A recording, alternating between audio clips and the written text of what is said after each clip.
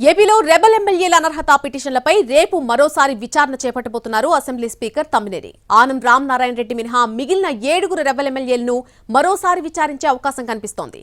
రేపు 3 YCP rebels Kotamreddy Sridhar Reddy, Undavalli Sridevi, Mekapati Chandrasekhar Reddy అనర్హత పిటిషన్లపై విచారణ జరపబోతున్నారు స్పీకర్. అలాగే రేపు మధ్యాహ్నం 4 టీడీపీ రెబల్ ఎమ్మెల్యేలను కూడా మరోసారి ప్రశ్నించబోతున్నారు.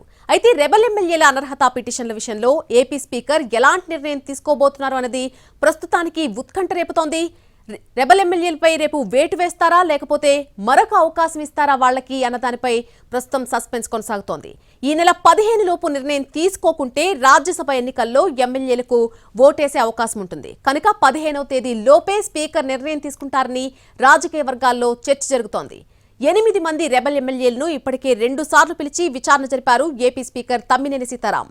అయితే కోటంరెడ్డి, మేకపాటి, ఉండవల్లి, వాసుపల్లి గణేష్ మాత్రం ఒక్కసారే విచారణకు హాజరయ్యారు. రెండోసారి తమ అడ్వకేట్లను విచారణకు పంపించారు. వల్లభనేని వంశీ, కరణం బలరాం, మద్దాలిగిరి ఇప్పటి వరకు ఒక్కసారి కూడా స్పీకర్ ముందుకు హాజరు కాలేదు. ఆనం రామనారాయణ రెడ్డి 2 సార్లు విచారణకు హాజరయ్యారు. దీంతో ఆనం మినహా మిగిలిన 7 రేపు మరోసారి విచారణకు రావాలని నోటీసులిచ్చారు స్పీకర్.